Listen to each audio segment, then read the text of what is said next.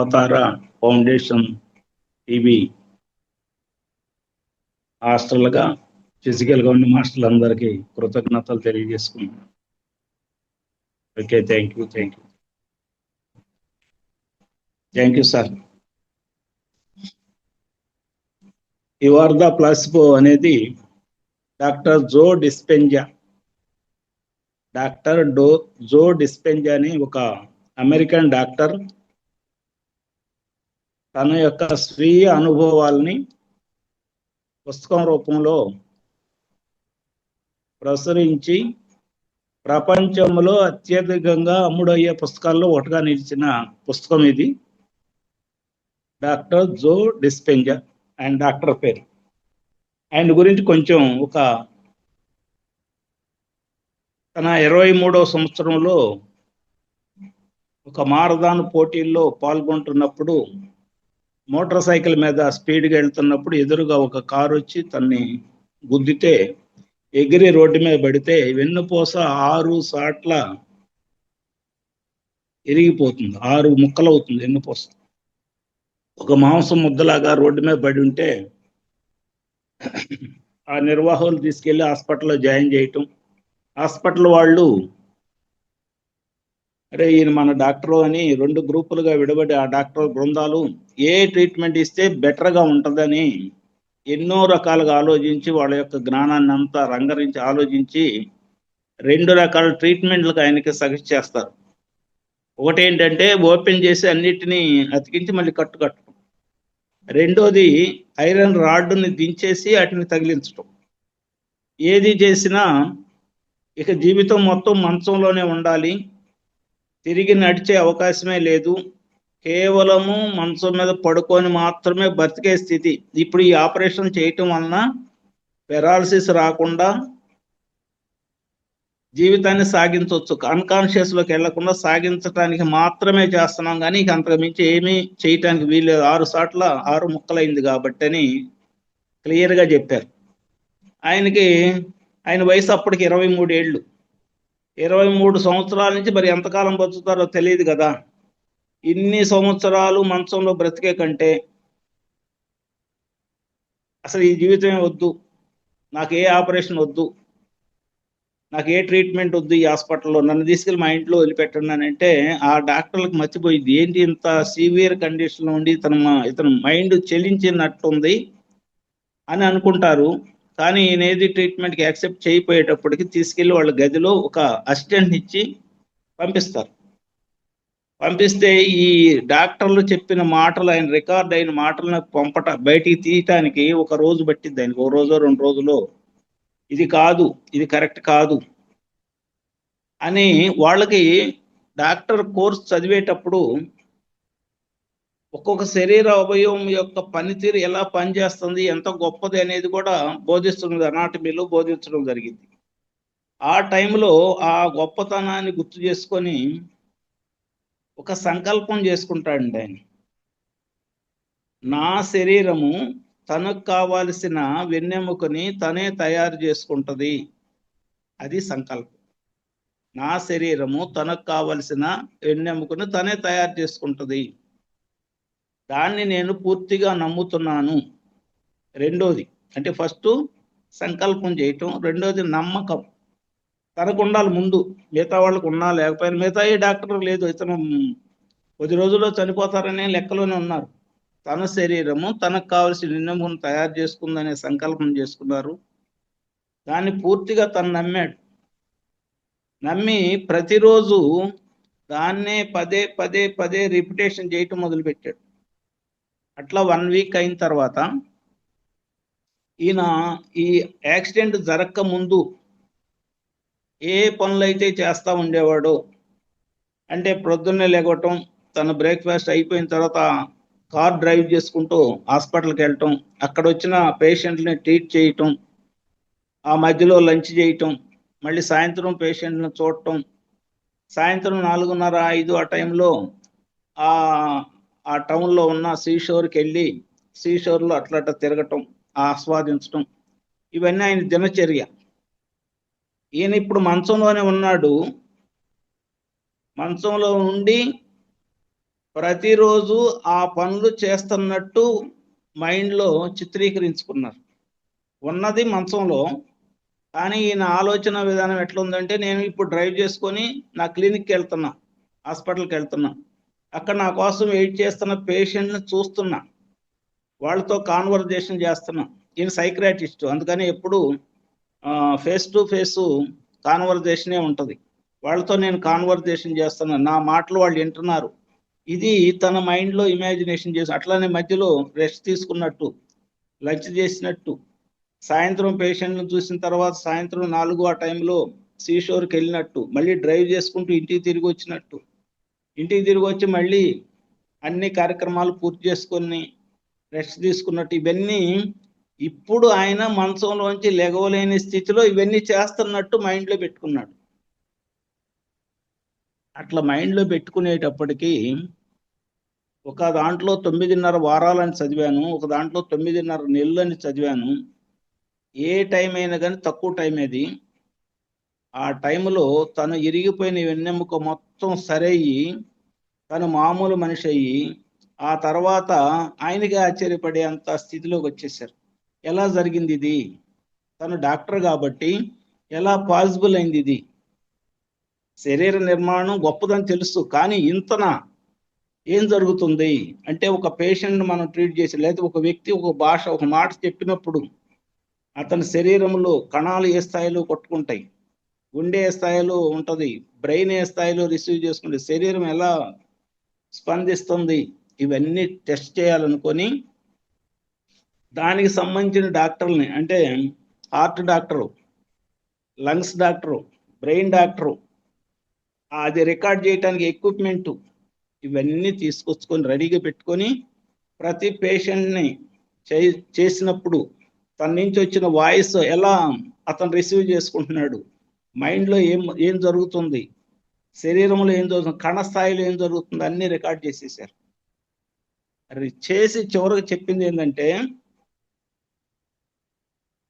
ఈ మనసులో ఏదైతే ఆలోచన చేస్తారో అదే వాస్తవంగా జరుగుతుంది.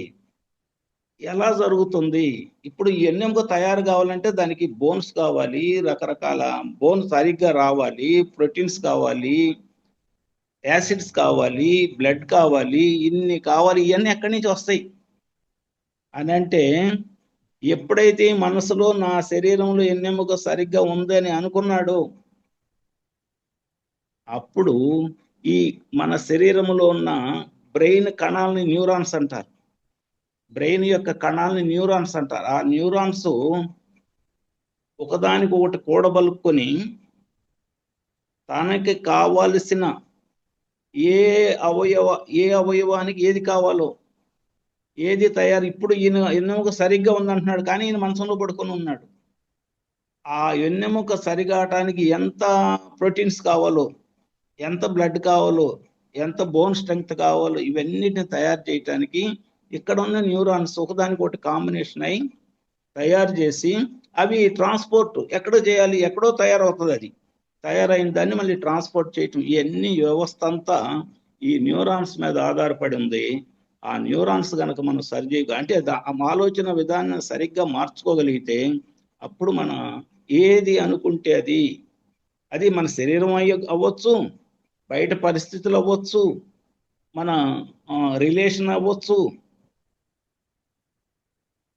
ఎఫర్మేషన్ అంటే మనీ, అబండెన్స్ అవ్వచ్చు, ఏదైనా కానీ నీ ఆలోచన విధానాన్ని బట్టే మారిపోతూ ఉంటుంది అని సూత్రీకరించి దీనికి సంబంధించిన అనేక రకాలైన ఎగ్జాంపుల్స్ తన జీవితం, అంటే తను తర్వాత ఈ ప్రాక్టీస్ చేయటం మొదలుపెట్టిన తర్వాత ఎంతో మంది అనేక దేశాల్లో క్లాసులు పెట్టి ఎన్నో రకాలుగా తీర్చిదిద్ది, అంటే అసలు ఈ జబ్బు తగ్గదు అనుకున్న వాళ్ళని కూడా ఒక్క 30 డేస్లు 40 డేస్లో అది మార్పు వచ్చేటట్టు చేసి ఆయన యొక్క అనుభూతులు మొత్తాన్ని ఈ పుస్తకం రూపంలో పెట్టి యు ఆర్ ద ప్లాసిబో అని పేరు పెట్టారు. యు ఆర్ ద ప్లాసిబో అంటే, అసలు ప్లాసిబో అంటే అది లాటిన్ భాషలోంచి వచ్చిన మాట. అది ప్లాసిబో అంటే మై మరిపించటం. ప్లాసిబో అంటే ఏంటంటే మై మరిపించడం. దేన్ని మై మరిపిస్తున్నారు? ఇప్పుడు మనసుని మై మరిపిస్తున్నారు. మనసుని మై మరిపిస్తున్నారు. ఏమని? అంతా బాగానే ఉంది, ఇక్కడ బాగలేదు, కానీ బాగా ఉందని మై మరిపిస్తున్నారు. అందుకని ఆ మనసు ఎప్పుడైతే బాగుంది బాగుంది బాగుంది అనుకుంటుందో అదే మేనిఫెస్టేషన్ అవుతుంది. సేత్ మహాశైలు కూడా ఇదే చెప్పారు దీనికి ముందు. What we feel today will be manufactured on tomorrow. What we feel today will be manifested on tomorrow. ఇవాళ మన ఆలోచనే రేపటి మన వాస్తవము. అలానే ఇవాళ మనం ఈ క్రితం జన్మలో మనం చేసిన ఆలోచనే ఈ జన్మ. అంటే ఏదైతే మనం ఆలోచిస్తున్నామో అదే నువ్వు అయిపోతావు అని అంత క్లియర్గా ఈ ఆలోచన విధానం మీద తను రాసిన పుస్తకమే యు ఆర్ ద ప్లాసిబో. దీన్ని మనం ఆ మైమరిపించడం అనే దాన్ని మనం ఒక సరిగ్గా అర్థం చేసుకోవటానికి ఒక జరిగిన సంఘటన చెప్తానండి. రెండవ ప్రపంచ యుద్ధంలో అమెరికన్ డాక్టర్ థామస్ అని ఒక ఆయన జర్మనీలో వర్క్ చేస్తూ ఉండేవాడు ఒక హాస్పిటల్. ఆ హాస్పిటల్ యుద్ధ రంగంలో నుంచి దెబ్బలు తిని, అంటే సైనికులకి ఏదో ఒకటి తగిలి, ఆ బుల్లెట్లో ఏదో ఒకటి తగిలి చేతులు కాళ్ళు ఇరిగిపోయి వచ్చిన సైనికుల్ని ఫస్ట్ ఎయిడ్ చేసి అక్కడ సెట్ అయితే అవుతుంది, లేకపోతే పెద్ద హాస్పిటల్ అలాంటి హాస్పిటల్లో పనిచేసే ఒక డాక్టరు ఒకసారి ఒక సోల్జర్ని 6 బుల్లెట్లు దిగి లోపల ఉండిపోయిన ఆ బుల్లెట్లు 6 బుల్లెట్లు ఒకేసారి దిగి శరీరంలో ఇదో ప్రాంతాల్లో 6 బుల్లెట్లు నిలబడిపోయినాయి. అర్జెంటుగా వేసుకొచ్చారు హెలికాప్టర్లు.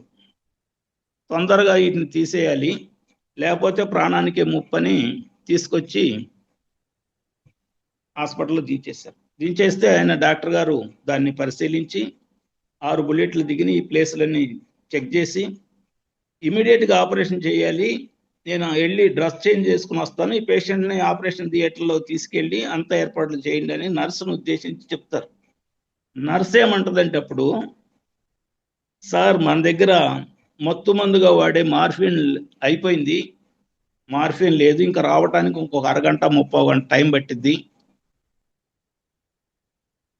మార్ఫిన్ లేదండి, ఆ వచ్చిన తర్వాతనే మనం ఆపరేషన్కి అన్ని ఏర్పాట్లు చేస్తాను అన్నట్టు చెప్తే ఆయనకి ఏం చేయాలో అర్థం కాక, అంత టైం లేదు, అరగంట కంటే బతికే పరిస్థితి లేదు, తీయపోతే ఆపరేషన్ చెప్తే ఏం చేయాలో అర్థం కాక అప్పుడు ఈయనకి అనాటమీలో చెప్పిన విషయాలు గుర్తొస్తాయి. ఏమని? ఈ శరీరాన్ని మనం ఎలా మౌల్డ్ చేస్తే అలా మౌల్డ్ అవుతుందనే మాట గుర్తొచ్చి ఎమ్మన్నే పేషెంట్ దగ్గరికి వెళ్ళి పేషెంట్ వినేటట్టుగా ఈ శరీరంలో 6 బుల్లెట్లు ఉన్నాయి, 6 బుల్లెట్లు తీయాలంటే ఎక్కువ మొత్తం అవసరము, నువ్వు 2 డోసులు తీసుకొచ్చి మొత్తం ఎక్కించు ఈయనకని చెప్పి వెళ్ళిపోతాడు ఆయన. అక్కడున్న నర్సుకు అర్థం కాదు, ఏంటి అసలు లేదని చెప్తే ఈయన 2 డోసులు ఎక్కియమంటున్నాడు, ఏంటి అసలు ఎందుకు అంటున్నాడు ఏంటని అర్థం కాక మళ్ళీ ఆ డాక్టర్ ఏమంటే ముందుకెళ్ళి, సార్ మత్తు లేదని చెప్పాను కదంటే, లేదు అని విషయం నీకు తెలుసు నాకు తెలుసు, పేషెంట్కు తెలియదు కదా,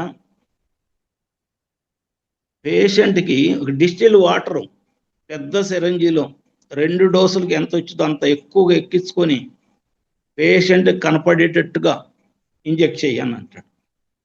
సరే ఆమె ఏం చేసిద్ది, అట్లానే ఆ పెద్ద ఒక డిస్టిల్ వాటర్ని బాగా ఎక్కించి 2 డోసులకు సరిపోయిను అది చూస్తూ, అంటే బాగా నిజంగా 2 డోసులు ఇస్తున్నారనే అర్థం వచ్చేటప్పుడు చూస్తూ ఉన్నప్పుడు పేషెంట్కి ఇంజెక్ట్ చేస్తుంది. ఎప్పుడైతే ఇంజెక్షన్ లోపలికి వెళ్తుంది ఈ డిస్టిల్ వాటరు, తన మనసులో ఏముంది, 2 డోసులు ఎక్కిస్తున్నారు నాకు బాగా మత్తు రావటానికి అనే ఫీల్ ఆ మనసులో కలిగించడానికి ముందు డాక్టర్ వచ్చి పేషెంట్కి వినపడేటట్టు చెప్పాడు, లేకపోతే చెప్పాల్సిన పని లేదు. ఆ ఫీల్లో ఉన్నప్పుడు నాకు ఎమ్మంటనే మత్తు ఎక్కుతుందని అదే కళ్ళు మూసుకుని అట్లా పడుకున్నాడు. పడుకున్నప్పుడు ఆయన వచ్చి డాక్టర్ వచ్చి ఆపరేషన్ చేసేసాడు.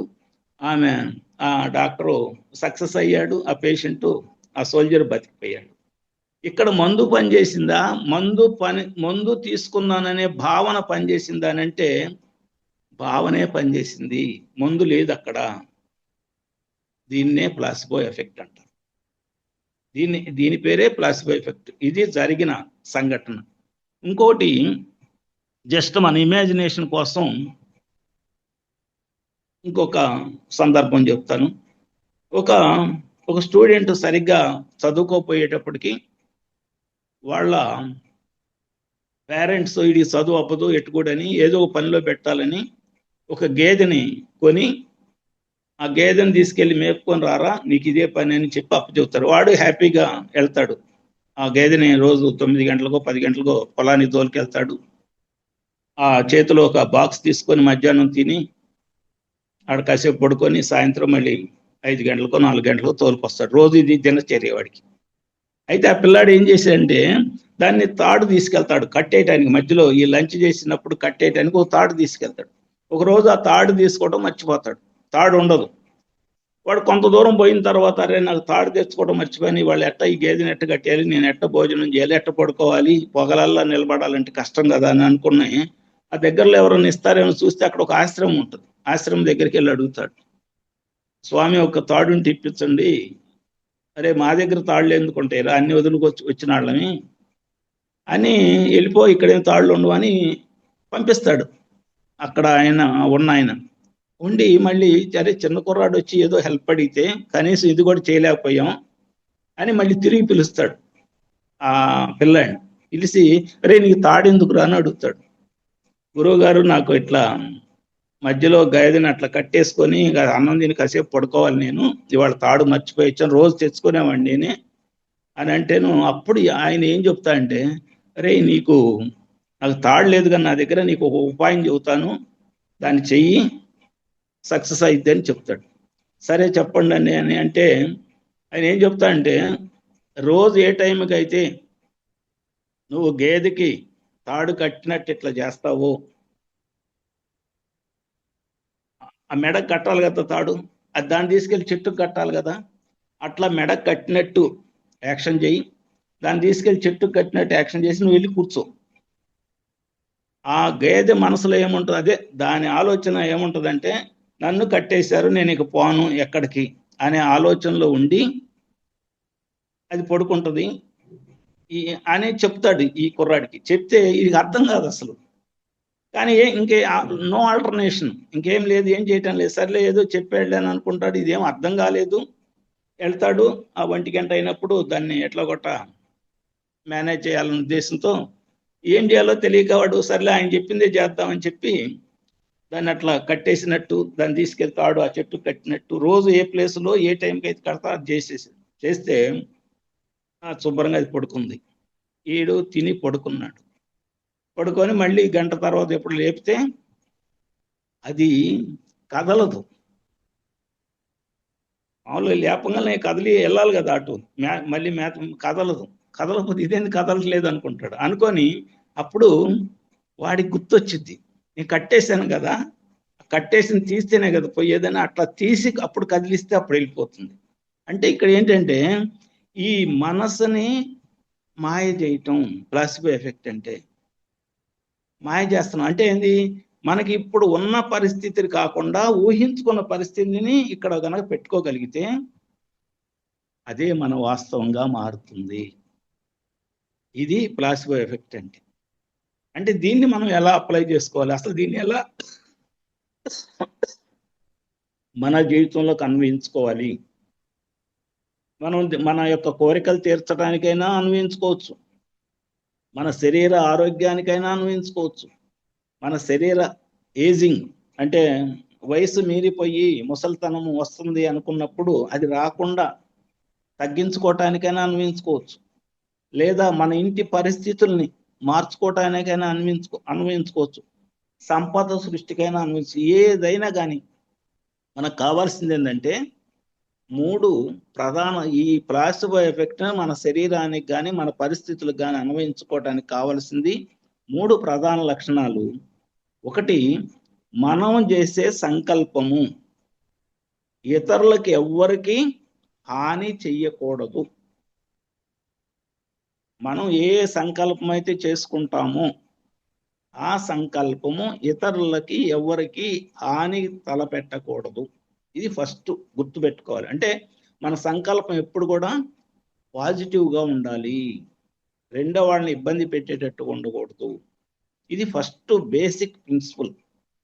రెండోది, మనం చేసిన సంకల్పానికి మనమే నమ్మాలి. కనీసం మనకు నమ్మకం ఉండాలి, ఖచ్చితంగా అవుతుంది,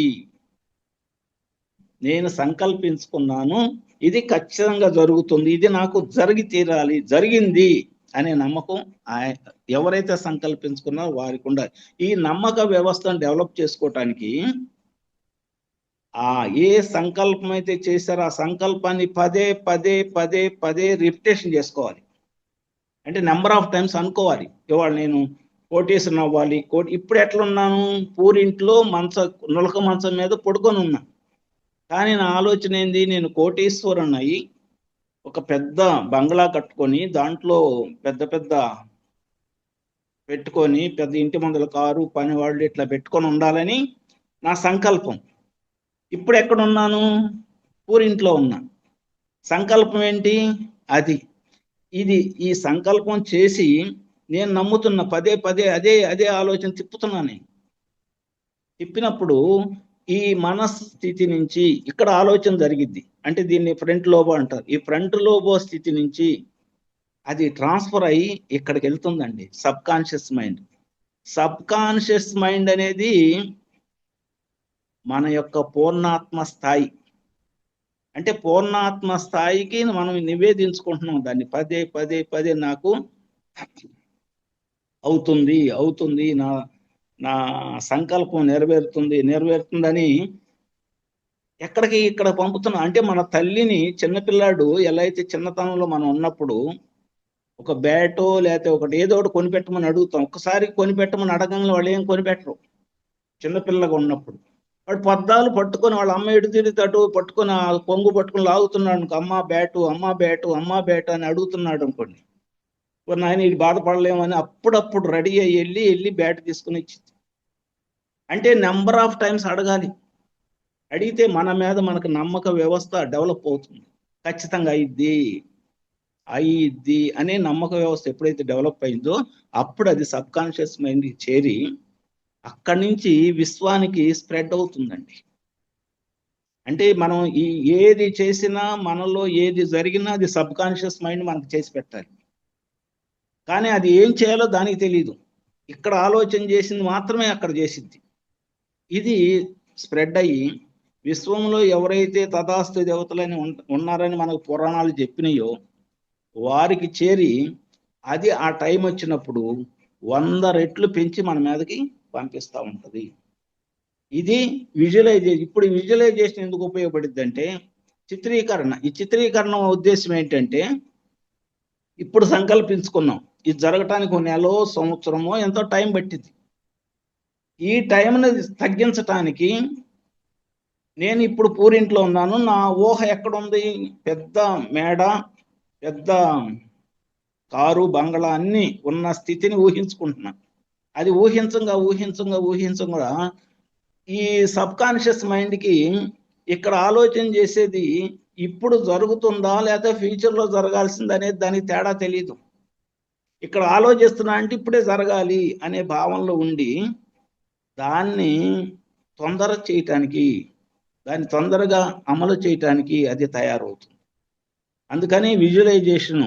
ఇప్పుడు మనం మంచం మీద, పూరింట్లో నులక మంచం మీద పడుకొని ఉన్నాం, కానీ మన ఆలోచన ఎక్కడుంది, పెద్ద డాబాలో, పెద్ద మేడలో, పెద్ద మంచం మీద, మంచి విశాలమైన గదిలో మధ్యలో పడుకొని ఇంకేదో అక్కడ వనరులన్నీ చూసుకుంటూ ఉన్నట్టుంది. ఎక్కడ ఆలోచన ఆ సబ్ కాన్షియస్ మైండ్కి ఇది ఇప్పుడు జరుగుతుందా ఫ్యూచర్లో జరగాల్సిందనేది తెలియదండి. ఇప్పుడే చేయాలి కావాలి, ఇదే అడుగుతున్నాడు, ఇన్నిసార్లు అడుగుతున్నాడు, ఇప్పుడు చేసేద్దామని చెప్పి దానికి కావలసిన వనరులన్నిటినీ అందిస్తూ ఉంటుంది.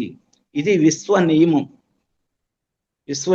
ఈ విశ్వ నియమాన్ని ఆధారపడే ఈ ప్లాసిబో ఎఫెక్ట్ మన మీద వర్క్ చేస్తుంది. అంటే ఇక్కడ ప్లాసిబో ఎఫెక్ట్ మనం అమలు చేయాలంటే ఏం కావాలి, దృఢమైన పాజిటివ్ సంకల్పం. ఎవరికి హాని చేయకూడదు, దాన్ని మనకి నమ్మకం ఉండాలి, మనకే నమ్మకం ఉండాలి. ఎవరికి ఉన్నా లేకపోయినా మనకి మన సొంతంగా నమ్మకం ఉండాలి. దాన్ని ఇప్పుడు జరుగుతున్నట్టు ఈ మైండ్లో తిప్పుకోవాలి. తిప్పుకున్నప్పుడు ఏది కావాలంటే అది మనము పొందవచ్చు అనేది విశ్వ నియమము. అదే ప్లాసిబో ఎఫెక్ట్లో చెప్పింది కూడా. అదే మనకి మన వేదాల్లో యద్భావం తద్భావతి అని చెప్పింది కూడా. మన వేదాల్లో కూడా ఉంది ఇది. కాకపోతే సైంటిఫిక్ వివరణ ఇచ్చారో లేదో తెలియదు, కానీ వారు అప్పుడు చెప్పినప్పుడు ఫుల్ ఎనాలిసిస్ చెప్పుంటారు ఇది. కానీ మన దాకా వచ్చేటప్పటికి ఆ ఒక్క మాటే మిగిలింది, యద్భావం తద్భవతి. ఏంటి, నేను అనుకుంటే అవ్వట్లేదు కదా అనే భావంలో ఉండే మనం అనుకుంటున్నాం. రోజు ఎన్నో అనుకుంటున్నాం, నాకు బ్రహ్మాండమైన ఇల్లు కావాలి, బ్రహ్మాండమైన కారు కావాలి, ఇట్లా అనుకుంటున్నాం. కానీ అవట్లా. ఎందుకు అవ్వట్లేదంటే దాన్ని మనం నమ్మట్లా, దాన్ని మనం దాన్ని మనం పట్టుకోవట్లా. అనుకుంటున్నాం, వదిలేస్తున్నాం. ఒక్కసారి అని అడగంగానే అమ్మ కొనిపెట్టదు, గుర్తుపెట్టుకోండి. ఒక్కసారి అడిగి ఆడుకుంటూ వెళ్ళి అటు వెళ్ళి అమ్మ నాకు బ్యాట్ కావాలి సాయంత్రం కల్లా అని అంటే కొనరు. ఎప్పుడు కొంటారు? లాగాలి, పొద్దాకలు ఆయన చుట్టూ తిరిగి పట్టుకొని అమ్మా బ్యాటు అమ్మా బ్యాటు అమ్మా బ్యాట్ అంటే అప్పుడు ఇది బ్యాట్ అవసరమేను కొనాలని అప్పుడు కొంటారు. ఇదే సేమ్ అప్లై అయ్యింది అక్కడ. అంటే మన సంకల్పానికి మళ్ళీ వికల్పం ఉండకూడదు. కానీ మనం ఏం చేస్తున్నాం అంటే వికల్పం చేస్తున్నాం. దీన్ని బాగా అర్థం చేసుకోవడానికి ఒక ఎగ్జాంపుల్ చెప్తానండి. మన అందరం తిరుమల కొండకు నడిచిపోతున్నాం అనుకోండి, కింద అలిపిరి నుంచి. మనందరం మన గ్రూపులో అందరం 15 మంది 20 మంది కలిసి నడిచిపోతున్నాం. ఆ కొండలు ఎక్కేటప్పుడు ఏం చేస్తారంటే ప్రతి వాళ్ళు రాళ్ళు ఒక దాని మీద ఒకటి ఇట్లా పేరుస్తూ ఉంటారు. ఎందుకు అని అంటే ఎన్ని రాళ్ళు పేరిస్తే అన్ని ఇళ్ళు, అంటే అన్ని అంతస్తులు ఇల్లు కడతామని ఒక నమ్మకం మనకి. బాగుంది, ఇంతవరకు బాగానే ఉంది. రాళ్ళు పేరుస్తాం, 4, 3, 5 ఎవరు దొరికిన రాళ్ళని బట్టి పేర్చేస్తాం. అందరం కలిసి 2 కొండలు దాటిన తర్వాత మనం తీసుకెళ్ళిన ఆహారాన్ని తిందామని అందరం కలిసి కూర్చున్నప్పుడు ఈ డిస్కషన్ వచ్చింది అనుకోండి, ఎన్ని రాళ్ళు పెట్టారు మీరని ఒక్కోళ్ళని ఎవరో ఫ్రీగా ఉంటాం కదా, వాళ్ళని ఎన్ని రాళ్ళు పెట్టారు అని వాళ్ళు అడుగుతారు. అడిగితే నేను 4 రాళ్ళు పెట్టాను, 5 రాళ్ళు పెట్టానని చెప్తాం, కామన్గా చెప్తాం. చెప్పినప్పుడు అడిగిన వ్యక్తి, అరే నీకు ఇంట్లో రోజు గడవటానికే కష్టంగా ఉంది, 5 అంతస్తులు డాబా కట్టాలని ఎట్లా అనుకున్నావురా, ఎట్లా కట్టగలుగుతారో అన్నాడు అనుకోండి. అప్పుడు ఎమ్మంటనే, అరే అందరు పెడుతున్నారని పెట్టే కానీ నాకు అంత ఇది లేదురా అని అంటాం. సేమ్ ఇదే వర్డ్ ఆడతాం. ఆ స్థానంలో నేను తిరుమల కొండ మీద ఉన్నాను, ఈ కొండ మీద ప్రతి రాయి నా యొక్క సంకల్పాన్ని స్వీకరించి నాకు అయ్యిద్ది అని అనమని ఎవరన్నా అంటారేమో? అనలేరు. ఎందుకనంటే ఆ సంకల్పాన్ని ఎమ్మనే వికల్పం చేసుకుంటున్నాం మనమే. ఫినిష్ అయిపోయింది. అందుకు మన కోరికలు నెరవేర్చలేదు. ఆ సంకల్పాన్ని గట్టిగా, దీనికి ఎదురవుతాయండి, చాలా కష్టాలు ఎదురవుతాయి మన సంకల్పాలు నెరవేరేటప్పుడు. ఫస్ట్ అనుకోగానే ఏమన్నా ఎవరు పాల సముద్రాన్ని చిలికినప్పుడు వీళ్ళు ఉద్దేశం మంచి మంచివి వస్తాయి అనుకొని చిలికారు. ఫస్ట్ వచ్చింది ఆలాహలం, తట్టుకోలేకపోయారు, జనం పరిగెత్తారు. అంటే అట్లా ఉంటుంది మన జీవితంలో కూడా. అది మన జీవితానికి సంబంధించింది. ఇంకా దాన్ని దిగమింగుకొని ఆలాహలాన్ని, అంటే మనకు వచ్చిన ఫస్ట్ కష్టాన్ని ఆపి ఆ సంకల్పాన్ని ఇంకా డెవలప్ చేయగలిగితే, ఫస్ట్ వచ్చేది మట్టుకి మనం ఒక సంకల్పం పెట్టగల ఫస్ట్ వచ్చేది ఇదేనండి, ఆలాహలమే. దాన్ని దాటి, ఆ స్టెప్ దాటి మనం కనుక ముందుకు వెళ్ళగలిగితే అప్పుడు మనకి కామధేనువు, కల్పవృక్షము, ఇంకేదో ఉన్నాయి కదా, ఇవన్నీ ఐరావతము, అమృతము, ఇవన్నీ అట్లా వస్తూ ఉంటాయి. ఎందుకు అని అంటే మనకి ఏ దేవుడు దగ్గర ఉన్న పుస్తకాల్లోనైనా నువ్వు ఒక్క అడుగు ముందుకెయ్యి, 10 అడుగులు నిన్ను తీసుకెళ్తాను అని చెప్తారు. అంటే ఏంది, ఆ ఒక్క అడుగే ఫస్ట్ మనం వేయాల్సింది. అదే కష్టమైన అడుగు. ఆ అడుగేసి కొంచెం ముందుకు మూవ్ కాగలిగితే, అంటే నువ్వు సంకల్పం చేసి నీకు వచ్చిన స్థితిని అబ్జర్వ్ చేసుకొని దాటగలిగితే, అప్పుడు నువ్వు ఏ సంకల్పించుకున్నావో దాన్ని తయారు చేయటానికి 10 మంది రెడీగా ఉంటారు. నేను ఎన్నో ప్రాక్టికల్ ఎక్స్పీరియన్స్ చూశానండి నా లైఫ్లో ఇలాంటివి. ఎందుకు అని అంటే నాకు ఇది 2015 మే 31న ఈనాడు బుక్లో ఈ యు ఆర్ ద ప్లాసిబో అనే ఆ బుక్ గురించి నరేషన్ ఇస్తూ, అది మన ఆత్మైవ ఆత్మనో బంధువు విపురాత్మన అనే శ్లోకంలో, ఉద్దరే ఆత్మ ఆత్మానం అనే శ్లోకంలో కింద 2 లైన్లని కోట్ చేశారు. అక్కడ కింద 2 లైన్లు ఏందా, ఆత్మైవ ఆత్మనో బంధువు రిపురాత్మన అని ఉంటుంది. అంటే నువ్వు నీ ఆత్మను బంధువులాగా ప్రేమిస్తే అది నీకు మంచిగా పనిచేసి పెట్టిద్ది, శత్రువు అనుకుంటే శత్రువు కొంగదొక్కిద్ది. ఇదే ఈ ప్లాసిబో అంటే అని అక్కడ ఈ నరేషన్ ఇచ్చారు. అరే ఇదేంట్రా దానికి దీనికి ముడిపెట్టారు, అసలు ఏంటి ఈ ప్లాసిబో ఎఫెక్ట్ అంటే ఏంటి, ఇది మన యద్భావం తద్భవతి అంటే ఏంటి, ఇవన్నీ అప్పటి నుంచి స్టడీ చేస్తూ మన చుట్టూ ఉన్న జనాల్లో లేకపోతే మన జీవితంలో జరిగే సంఘటనలన్నింటినీ క్రోడీకరించుకొని ఎన్ని ఎగ్జాంపుల్ నేను పేపర్లో వచ్చిన మెటీరియల్ని బట్టి ఎన్ని ఎగ్జాంపుల్ని నేను కోట్ చేసుకున్నానో నాకు తెలుసు. అంటే ఇది జరిగినాయి వాళ్ళకి. 84 ఏళ్ల వయసులో ఒక స్త్రీ గర్భం దాల్చి 2 కవల పిల్లలు జన్మించిందంటే అది ఊహకు అందిద్దండి. అసలు 45 ఏళ్ళు దాటంగానే అమ్మ నీకు ఇంకా అవకాశం లేదని డాక్టర్లే చెబుతారు. 84 ఏళ్ల వయసులో 2 కమల పిల్లలకి జన్మనిచ్చిన తల్లిని ఊహించుకోండి ఎలా ఉంటుంది. అంటే ఆమె సంకల్పం ఏంటి, ఎంతో మంది ఆమెకి చెప్పారు ఏమని, నీకు పిల్లలు పుట్టే అవకాశం లేదు, ఎవరినైనా అడాప్ట్ చేసుకో, అన్ని టెస్టులు అయిపోయినాయి అని చెప్పినా కానీ నో, నా బిడ్డ నా శరీరం నుంచే రావాలి అంతే. ఈ సంకల్పం మంచిదా కాదా? ప్రతి స్త్రీ బిడ్డలు కావాలని కోరుకోవటం 100కి 100 పాళ్ళు కరెక్ట్ అయినా ఇది స్త్రీ జన్మ యొక్క సార్థకతే బిడ్డను ప్రసవించటం. ఆమె కోరుకోవటం తప్పులేదు, ఓకే, అంతవరకు బాగుంది. ఆమె ఎన్నాళ్ళు నమ్మింది అది? పెళ్ళైన తర్వాత 55 సంవత్సరాలు సుమారు నమ్మింది. నా శరీరం నుంచే నా బిడ్డ వస్తాడు, నా శరీరం నుంచే నా బిడ్డ వస్తాడు, అంతే, నేను ఎవరిని అడాప్ట్ చేసుకోను అని నమ్మి. ఎంత నమ్మకం ఉండాలి దానికి? నమ్మకం ఉండి 84వ సంవత్సరంలో 2 కమల పిల్లలకి జన్మనిచ్చింది. ఆ పిల్లలు ఇప్పుడు బ్రహ్మాండంగా ఉన్నారు, 10th క్లాస్ దాకా వచ్చినట్టున్నారు, 10th లేదా 9th 8th, 2 ఆడపిల్లలు. అంటే ఎంత సంకల్పం ఎంత బలంగా ఉండాలి? కానిదంటూ ఉంటుందా? సంకల్పం బలంగా ఉంటే అది మనం మిస్ అవుతున్నాం, ఆ సంకల్పాన్ని మిస్ అవుతున్నాం. లేనిపోయిన భయాలను పెట్టుకొని దాన్ని కొని తెచ్చుకుంటున్నాం. దాంట్లో ఒక ఎగ్జాంపుల్ చెప్పాండి ఈ పుస్తకంలో. ఒక రామారావు అనే అతను, రామారావు ఏదో కేశవరావు అనుకోండి, 2 పేర్లు, 2 ఫ్రెండ్స్. ఈ రామారావు అనే అతనికి నేను పేర్లు మార్చి చెప్తున్నానండి. ఈ రామారావు అనే అతనికి నెల రోజుల నుంచి జ్వరం తగులుతుంది. వేరే డాక్టర్ దగ్గర చూసుకొని నీకేదో క్యాన్సర్ లక్షణాలు ఉన్నాయి అని చెప్పారు. వేరే టెస్టులు చేస్తే క్యాన్సర్ లక్షణాలు ఉన్నాయి, నువ్వు కొంచెం జాగ్రత్తగా ఉండాలి, ట్రీట్మెంట్ తీసుకొని చెప్పారు. ఆయన ఏం చేశాడంటే ఇంకో డాక్టర్ దగ్గరికి వచ్చాడు. డాక్టర్ దగ్గరికి వచ్చి, ఏమంటే నాకు నెల రోజు జ్వరం వస్తుంది అని అంటే, సరే ఈ బ్లడ్ టెస్ట్ చేయించడాని పంపిస్తాడు.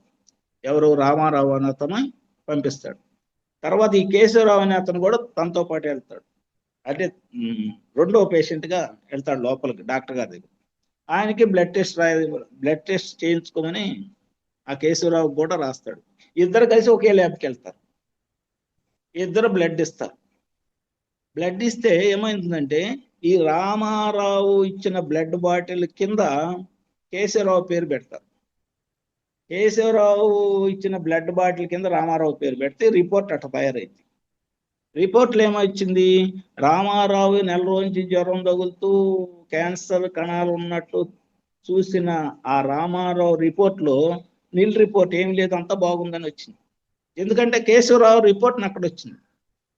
ఈ రామారావు రిపోర్ట్ ఎవరికి పోయింది? ఆ కేశవరావు అనే ఆడికి పోయింది. కేశవరావుకు 1 రోజు 2 రోజు జ్వరం వస్తే ఈ రామారావుకి ఏమన్నా డాక్టర్ ఏం చేశాడు, నీకేం లేదు, అంతా బాగుంది, ఇదిగో ఈ చిన్న పారాసెటమాల్ టాబ్లెట్ ఇస్తాను, తగ్గిపోయి పో అని పంపించి ఆ బిళ్ళలు ఇచ్చి పంపించాడు.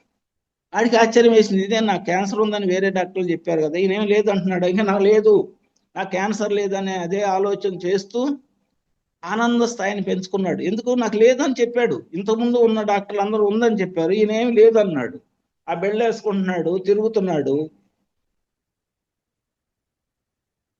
ఈ కేశవరావు అనే అతను ఒకరోజు 2 రోజు జ్వరంతో వచ్చిన ఆయన డాక్టర్ ఏం చెప్పాడంటే, అరే నాయన, నీకు ఇంత చిన్న వయసులో ఇట్లా క్యాన్సర్ వచ్చింది, నువ్వు జాగ్రత్తగా ఉండాలి, ట్రీట్మెంట్కి వీక్లీ వీక్లీ రావాలనుకుని. ఇదేంది నాకు క్యాన్సర్ ఏందని ఈ భయం పెట్టుకున్నాడు. భయం పట్టుకొని నాకు నిజంగానే క్యాన్సర్ వచ్చింది, నాకు నిజంగానే క్యాన్సర్ వచ్చింది, నాకు నిజంగానే క్యాన్సర్ వచ్చిందని అనుకుంటూ నెల రోజులు అయ్యే తల్లికి క్యాన్సర్ తెచ్చుకున్నాడు, కొనుక్కున్నాడు.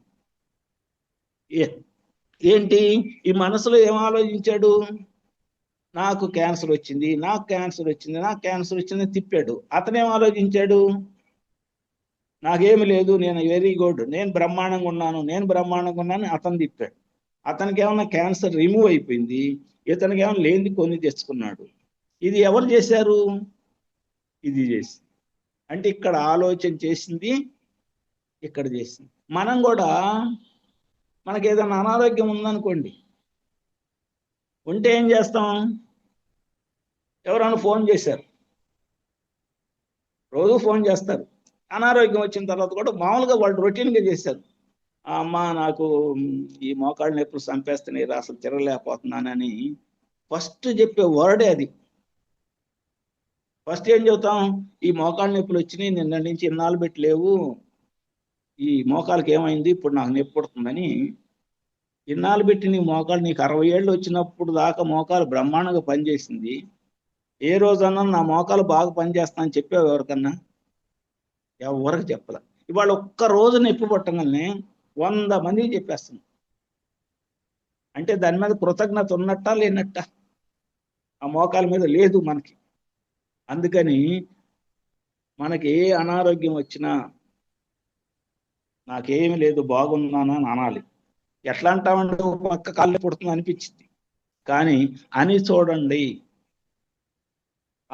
ఆ నొప్పి వచ్చిన దగ్గర, ఈ జ్వరం కానీ ఏదైనా కానండి, ఏదైనా అనారోగ్యం అని మనకు తేలినప్పుడు ఆ అనారోగ్యం దగ్గర ఒక చెయ్యి అట్లా పెట్టి, అట్లా చేతిని నిమురుతూ, అమ్మా ఇన్ని సంవత్సరాలు నాకు చాలా బ్రహ్మాండంగా ఏమి ఆశించకుండా పనిచేశారు, నాకు ఇంకా మీ సేవలు కావాలని అడగండి, అడిగి చూడండి. జస్ట్ అడిగి చూడండి అంతే. ఏ నొప్పి అయినా, ఎలాంటి బాధ అయినా, ఎలాంటి శక్తిని కావాలని కోరుకున్నా, అమ్మా నాకు ఇన్ని రోజుల నుంచి, నాకు 60 ఏళ్ళు 50 ఏళ్ళు వచ్చినాయి, ఇప్పుడు దాకా బ్రహ్మాండంగా పనిచేశారు, నీ సేవలతో చాలా అద్భుతంగా ఉన్నాను, ఇంకా కావాలి నాకు, నా లైఫ్ లాంగ్ నీ సేవలు కావాలని అడిగి చూడండి. ఎంత మార్పు మనలో వచ్చిందో, విత్ ఇన్ డేస్ కాదు, విత్ ఇన్ అవర్స్ అడిగి చూడండి. అంటే అడగటం అంటే అంత బాగా అడగాలి. విత్ ఇన్ అవర్స్ శరీరం మారిపోయిద్దండి, విత్ ఇన్ అవర్స్ మారిపోతుంది.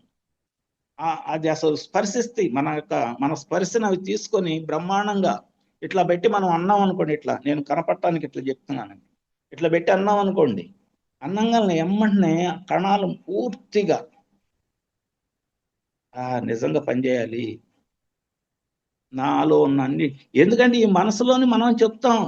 ఇప్పుడు రాధాకృష్ణ గారు ఉన్నారనుకోండి, నేను ఆయన మీద ద్వేషం పెంచుకున్నాను అనుకోండి, నేను ఆయనకి చెప్పలా నేను ద్వేషం ఉంది మీ మీదని, కానీ నా మనసులో రాధాకృష్ణ గారి మీద ద్వేషం ఉందని ఎప్పుడైతే అన్నానో, ముందు అది ఎఫెక్ట్ అయ్యేది నా కణాలకి. అందుకనే మన పెద్దవాళ్ళు చెప్తారు, నువ్వు వేలు పెట్టి ఒక ఇట్లా చూపిస్తున్నావంటే 4 ఏళ్ళు నిన్ను చూపిస్తున్నాయి, నీ కలి తిరిగి ఉన్నాయి 4 ఏళ్ళు అంటే ముందు నువ్వే ఎఫెక్ట్ అవుతున్నావు. నేను ఆయన మీద ద్వేషం పెట్టుకున్నా, నా ఉద్దేశం అది, కానీ నా కణాలు మొత్తాన్ని ద్వేషభావాన్ని రిసీవ్ చేసుకున్నాయి. ఇక్కడ ఈ కోటాను కోట్ల కణాలు ద్వేషభావాన్ని రిసీవ్ చేసుకొని ఎమ్మటనే మన మీద అదే ద్వేషం పెంచుకుంటున్నాయి.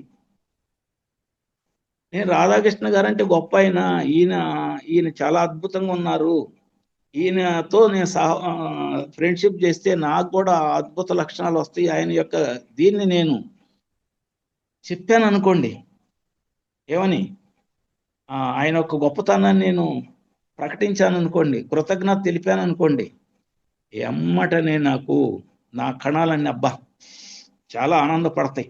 ఆనందపడి నాకు కూడా నేను ఏదైతే అక్కడ ప్రకటిస్తున్నానో ఆయన పట్ల అది నాకు కూడా తయారవటానికి కావలసిన ఎనర్జీస్ అక్కడ తయారవుతాం. ఇది చాలా సింపుల్గా అన్నట్టు ఉంటుంది కానండి, ఇది మన అందుకని ఆయన ఏం చెప్పారంటే జో డిస్పెంజా గారు, నీలో ఉన్న అహంకారము, కోపము, ద్వేషము, పగ, ప్రతీకారం ఇలాంటి లక్షణాలన్నిటిని తగ్గించుకో. మానవతా లక్షణాలైన ప్రేమ, దయ, కరుణ, జాలి, మెచ్చుకోలుతనము, కృతజ్ఞత ఈ 6 లక్షణాలు పెంచుకున్నప్పుడు నీ శరీరము ఎంత అద్భుతంగా తయారైద్దో అని చెప్పారు. అంటే ఈ లక్షణాలతో ఉన్నప్పుడు మనం ఎవరి మీద కోపం ప్రదర్శిస్తున్నాం, ఎదుటి వాళ్ళ మీద అనుకుంటాం, కానీ అది మన మీద. ఎవరి మీద ద్వేషం అనుకుంటే ఎదుటి వాళ్ళ మీద అనుకుంటా, అది ముందు మన మీద పడుతుంది ఆ ద్వేషం. మీకు ఇంకొక ఎగ్జాంపుల్ అండి, అసలు ఇది ఊహించడానికి వీల్లేనంత ఎగ్జాంపుల్. మనం బాత్రూమ్కి వెళ్తాం, అక్కడ అన్క్లీన్గా ఉందనుకోండి, వేరే మనం ఎక్కడ వెళ్ళాం బాత్రూము, ఎక్కడో పబ్లిక్ బాత్రూమ్కి వెళ్ళాం, అక్కడ అన్క్లీన్గా ఉన్నాం, మనం ఎమ్మడినే చేదరించుకుంటాం. ఎవరికైనా ఇదే వస్తుంది, చేదర, అబ్బా ఏంటిరా నాయనా ఇంత చాలా అగ్లీగా ఉందని. అదే స్థానంలో అంటే నువ్వు ఎవరిని చేదరించుకుంటున్నట్టు ఇక్కడ, నీలో ఉన్న యూరిన్ని, నీలో ఉన్న మోషన్ చేదరించుకుంటున్నట్టు. అంటే అక్కడ ఉంది ఇక్కడ ఉంది ఒకటే, మళ్ళీ దాన్ని గమనించకుండా దాన్ని చేదరించుకున్నప్పుడు స్ట్రక్ అయిపోయింది అంటే మళ్ళీ. ఎంతమంది తెలిసింది ఇది, అసలు నేను చదివినప్పుడు ఆశ్చర్యపోయాను. అట్లానే నీకు ఇచ్చే గుణం లేకపోతే, ఇచ్చే గుణం అంటే ఏదో ఒకటి, మనం ఏది డబ్బులు ఇవ్వమని కాదండి, నీకు ఏది అవకాశం ఉంటే అది ఇచ్చే గుణం వచ్చే గుణం కనీసం ఉంది, గుణం అనేది ఉంది అని లేకపోతే మనం తీసుకున్న లోపలికి తీసుకుని అన్ని బయటికి రాలేటని చాలా కష్టపడతాయి. అంటే ఇచ్చే గుణం లేకపోతే లోపల తీసుకుని అన్ని బయటికి రాలేకపోతా ఉంటాయి. మనం శ్వాస మనకు ఎంతో అవసరం కదండి, మన శ్వాస ఎంత అవసరం, ప్రతి 4 సెకండ్లకు ఒకసారి శ్వాస జరగాలి కదా. ఈ శ్వాస జరిగేటప్పుడు ఒక శ్వాస తీసుకోండి, వదలబాకండి, మళ్ళీ ఇంకో శ్వాస తీసుకోండి, తీసుకోగలరా? లేదు.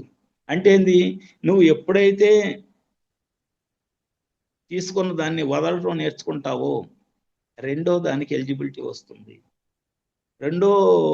రెండోది పొందటానికి ఎలిజిబిలిటీ వస్తుంది. అందుకని దాన్ని వదలటం నేర్చుకోవాలి, అదేదైనా కానీ. అంటే మనలో సరి కానివనుకోండి, లేకపోతే దాన్ని వదిలిపెట్టాలి. ఆ మూఢనమ్మకాన్నే పట్టుకొని ఎలాడుతూ ఉంటాం, మన మైండ్లో ఫిక్స్ అయ్యండి, మన అన్కాన్షియస్ మైండ్లో ఫిక్స్ అవుతాయండి. ఏది, మత ఆచారాలకు సంబంధించినవి మూఢనమ్మకాలు, తాను బట్టిన కుందేలికి 3 కాళ్ళని మూఢనమ్మకాలు, ఇలాంటివన్నీ మనకు అక్కడ ఫిక్స్ అయి ఉంటాయి. ఆ ఫిక్స్ అయినప్పుడు వాటిని బయటికి తీయాలంటే మన వల్ల కాదు, అక్కడే ఎరుకుతూ ఉండాలి, అక్కడే ఎరుకుతూ ఉండాలి. దీనికి ఇలాంటివన్నీ పోగొట్టుకొని మానవతా లక్షణాలైన ఈ 6 ప్రేమ, దయ, కరుణ, జాలి, మెచ్చుకోలుతనం, కృతజ్ఞత, ఈ 6 లక్షణాలు మనం కనుక పెంపొందించుకొని సరైన సంకల్పాలు చేస్తే ఏది ఎలా మనం ఊహ చేసుకుంటున్నామో, ఎలా విజువలైజేషన్ ఎలా నమ్ముతున్నామో అలా మనకి అందుబాటులోకి వస్తుంది. ఇది ప్లాసిబో ఎఫెక్ట్ యొక్క రహస్యం. అంటే దీన్ని ఎక్కడైనా మనం అప్లై చేసుకోవచ్చండి, దేని మీదైనా, what ever it may be. మనం ఎక్కడ దేని మీదైనా ఎలాంటి దాని మీదైనా అప్లై చేసుకున్నప్పుడు దాన్ని మనం పొందటానికి వీలవుతుంది. ఎంత ప్రాక్టికల్గా ఉండాలంటే ఇది నేను చేసింది చెప్తానండి. నాకు ఇది తెలిసినప్పుడు వయసు నాది సుమారు 60 ఏళ్ళండి, ఒక 60 ఏళ్ళు లేకపోతే 57 అట్లా ఆ వయసులో నాకు తెలిసింది ఇది, ఈ కాన్సెప్ట్ తెలిసినప్పుడు మనం ఈ ఏజింగ్ అంటే శారీరక ఏజింగ్ అంటే జరుగుతూ ఉంటుంది కదా రోజులు, అట్లా కాదు, వెనక్కి రావాలి. ఆ శరీరం యొక్క ఇది మనం పెరుగుతున్న వయసులో ఉన్నాం కదా, అట్లా కాదు, తరుగుతున్న వయసులో రావాలి. అంటే తరుగుతున్న వయసు అంటే నా చిన్న వయసుకి మన యొక్క శరీరం రావాలి. ఆలోచనలు రావాలి, ఆ ఉత్సాహం రావాలని అది పెట్టుకున్నానండి నేను. బాగుంది, ఇంతవరకు బాగానే ఉంది, ఇంతవరకు బాగానే ఉంది. ఇప్పుడు ఆ వయసు రావాలంటే మరి ఆ స్పీడ్ రావాలి. ఆ స్పీడ్ రావాలంటే మన శరీరం ఇప్పుడు సహకరిస్తుంది. ఎందుకు సహకరిస్తుంది? ఇప్పుడు దాకా దాన్ని పడుకోబెట్టాం, దాన్ని సరిగ్గా ఇచ్చేయాల. నేనే స్పీడ్ కావాలని నాకు 60 కాదు 20 కావాలని అన్నాను అనుకోండి, 60లో శరీరం అన్ని ముడతలు పడి ఉంటాయి, 20లో ఎలా ఉండాలి? ఉత్సాహంగా, చాలా గట్టిగా, ఏది కావాలంటే అది చేసే స్థితిలో ఉండాలి. నేను ఎమ్మటనే 20లో ఉన్నట్టు పరిగెత్తాను అనుకోండి, నా కాళ్ళు నొప్పులు పడతాయా రావా? ఫస్ట్ రోజు అవే నొప్పులు పడతాయి, రెండో రోజు అవే పడతాయి. కానీ ఆటిని ప్రేమతోటి, లేదమ్మా నాకు ఆ 20 కావాలి అని ప్రాక్టికల్గా చేసినప్పుడు, కొద్ది రోజులు మన ఇసుకిచ్చిన ఎమ్మటనే అవి ఆ 20 లెవెల్కి వెళ్ళటానికి ఎంత ఎనర్జీస్ కావాలో అన్ని ఎనర్జీస్ని ఈ శరీరం, ఈ ఆలోచన చేసే విధానాన్ని బట్టి ఈ శరీరం లోపలే తయారవుతుంది. మనం ఏంది ఎక్కువ ఆహారం తీసుకోవాల్సిన పని లేదు, ఎక్కువ డ్రై ఫ్రూట్స్ తీసుకోవాల్సిన పని లేదు, ఎక్కువ ప్రోటీన్స్ తీసుకోవాల్సిన పని లేదు. ఇక్కడ సరి చేయాలి, ఇక్కడ సరి చేయాలి. సరి చేసినప్పుడు అక్కడ అది సరి అవుతుంది. ఇది చాలా ప్రాక్టికల్ అండి. ఇక్కడ నాకు ఒక సమస్య వచ్చింది. 60 ఏళ్ళు దాటంగానే ఆర్టీసీ వాళ్ళు, రైల్వే వాళ్ళు కన్సెషన్ టికెట్లు ఇస్తారు. ఆర్టీసీ వాళ్ళు అయితే 10% ఎంతో కన్సెషన్, రైల్వే వాళ్ళు అయితే 0.5% ఎంతో కన్సెషన్ ఇస్తారు. ఇప్పుడు నాకు 60 ఏళ్ళు వచ్చినాయని నేను ఆధార్ కార్డు ఇచ్చి దెబ్బలాడల్లా టికెట్ తీసుకున్నాను కొన్నాళ్ళు. 60 ఏళ్ళు రాగానే నాకు ఇవ్వాలి, ఇదిగో టికెట్, నాకు ఆధార్ కార్డు. 2-3 సార్లు తీసుకున్న తర్వాత నాకు డౌట్ వచ్చిందండి. నేను ఇప్పుడు దాకా ఏం చెప్తున్నాను నా శరీరానికి? నాకు 60 కాదు 20 కావాలని చెప్తున్నా బయట అన్ని సమయాల్లో, అట్లానే ఉంటున్నా.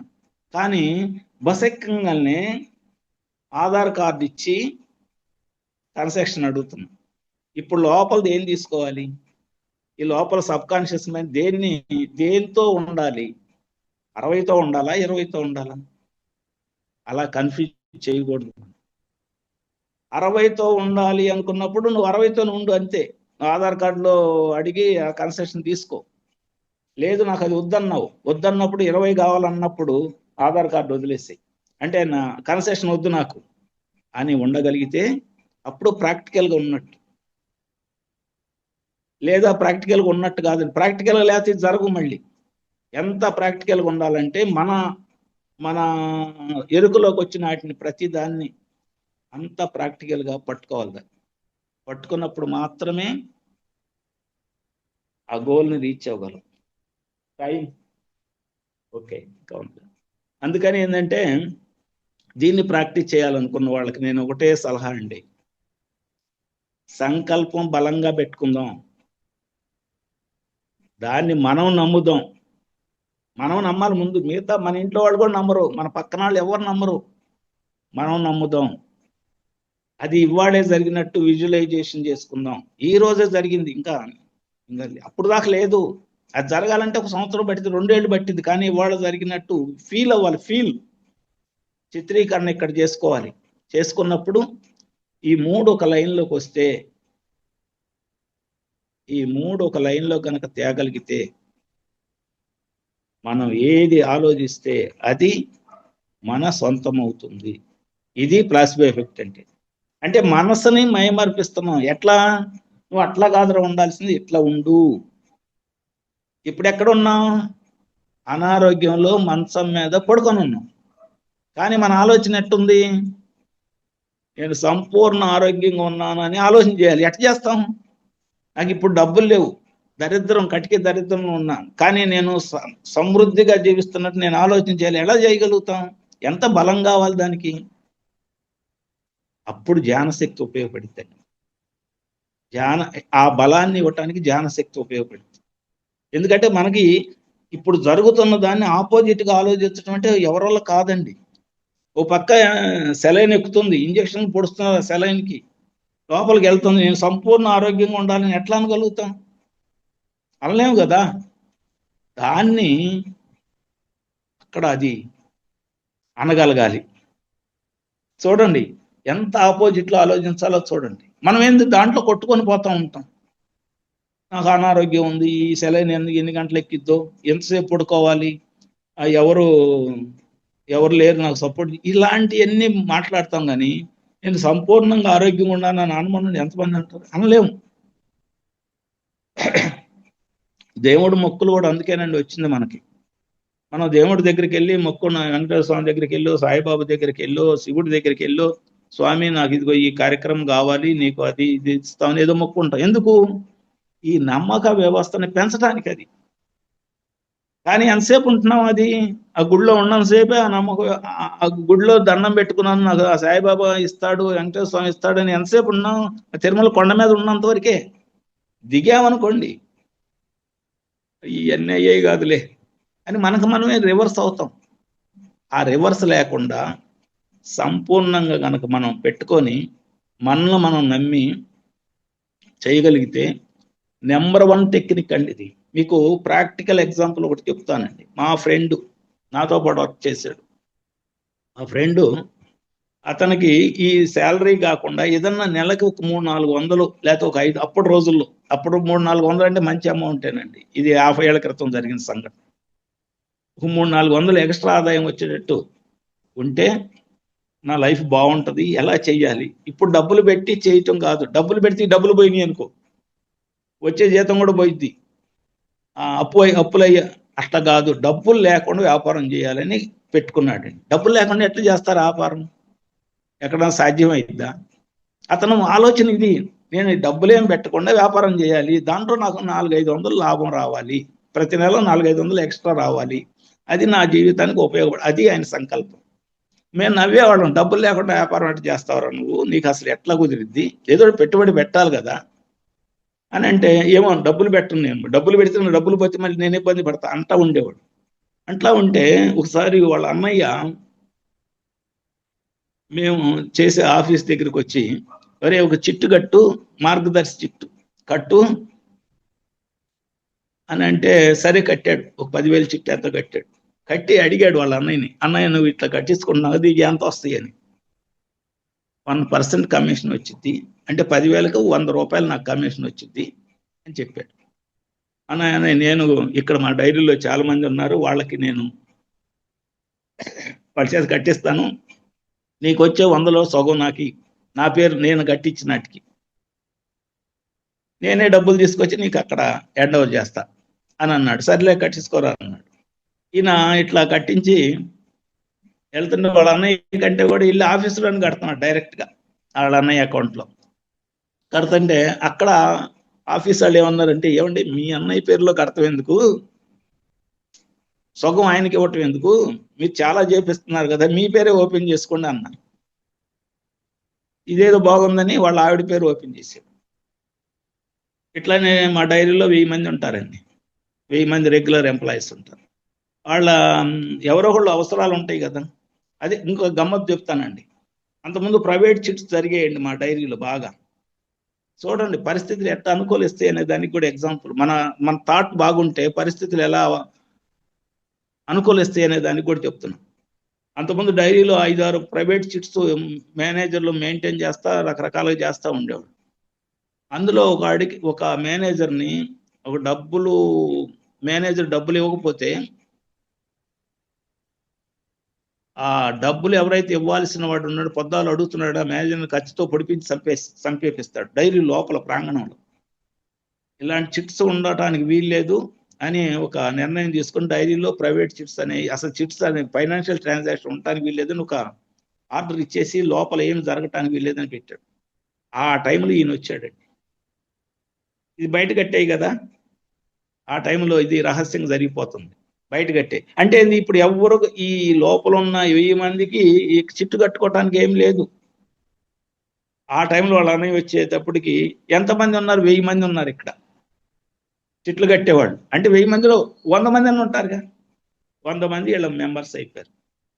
5,000, 10,000, 20,000, 30,000, 1,00,000 అట్లా పెరిగిపోతా ఉన్నాయి.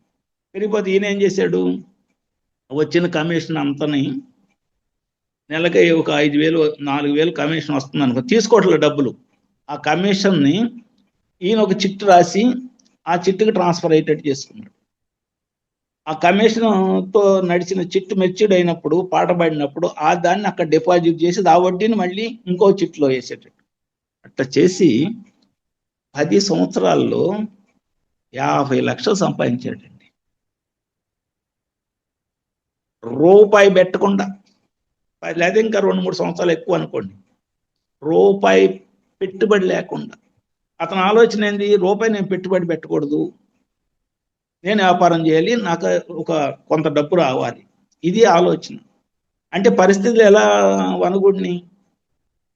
అదే టైంలో అక్కడ హత్య జరగటం ఏంటి, ఇక్కడ ప్రైవేట్ చిట్స్ అన్ని క్లోజ్ అవటం ఏంటి, అదే టైంలో వాళ్ళు రావటం ఏంటి? అంటే ఇక అదే ఆలోచన అండి. ఇక 2 ఆలోచన చేసేవాడు కాదు. అంత బలంగా నమ్మేటప్పటికి సేమ్ అదే అయ్యి ఒక 10, 12, 13 సంవత్సరాల్లో సుమారు 50 లక్షలు సంపాదించాడు, రూపాయి పెట్టుబడి లేక. ఊహిస్తాం మనం ఇది జరుగుతుందని. అంటే అంత నమ్మకం మనకు ఉండాలి. ఇది దేని మీదైనా పెట్టుకోవచ్చు. హెల్త్ మీద పెట్టుకుంటారా, శరీరం మీద పెట్టుకుంటారా, స్ట్రెంగ్త్ మీద పెట్టుకుంటారా, మన వ్యాపారం మీద పెట్టుకుందామా, లేకపోతే మనం చేసే వర్క్ మీద పెట్టుకుందామా, మన డబ్బు సంపాదన మీద ఏది మీద పెట్టుకోండి, ఈ 3 కండిషన్లు మన దగ్గర ఉండాలి. సరైన సంకల్పము. ఇది వేరే. ఇప్పుడు నాకు 10 కోట్లు రావాలని కోరుకోవటం ఓకేనండి, కోరుకోవచ్చు. 10 కోట్లు కాదు, 100 కోట్లని ఇవ్వటానికి రెడీగా ఉంది. కానీ నేనేమని కోరుకుంటున్నానంటే, మా బజార్లో ఉన్న ఆస్తులన్నీ పోయి అవన్నీ నాకు రావాలని కోరుకుంటున్నాను. ఇది సరైన సంకల్పం కాదు. 10 కోట్లు కావాలని కోరుకో, ఇవ్వటానికి రెడీ. కానీ ఈ బజార్లో ఉన్న ఆస్తులన్నీ పోయి అన్నీ నాకు రావాలని కోరుకోవడం అది కరెక్ట్ సంకల్పం కాదు. అంటే దాంట్లో ఇతరులకి హాని చేసేది ఉంది, అందుకని అది నెరవేర్చబడదు. నా 10 కోట్లు కావాలి, 10 కోట్లు కానీ నువ్వు చెప్పు 10 సార్లు, 10 సార్లు, 20 సార్లు, 30 సార్లు రోజు చెప్పు. లేవగానే అదే మాట, పడుకోటప్పుడు అదే, మధ్యలో రాత్రిలో అదే మాట, పగలు ఏ పని చేస్తున్నా అదే మాట. ఇవి చేస్తూ ఇప్పుడే 10 కోట్లు వచ్చినప్పుడు ఏం చేస్తాం అనేది మనకు ఒకటి ఉంటుంది, మనకు విజువలైజేషన్. అది ఇప్పుడు జరుగుతుంది అన్నట్టు ఊహించుకుంటే తొందరగా అది కార్యరూపం దాలుస్తుంది. ఓకే మేడం, ఇంకా ఎగ్జాంపుల్ చాలా ఉన్నాయి కానీ టైం పర్మిట్ చేయదు కాబట్టి ఇంతవరకు ఓకే.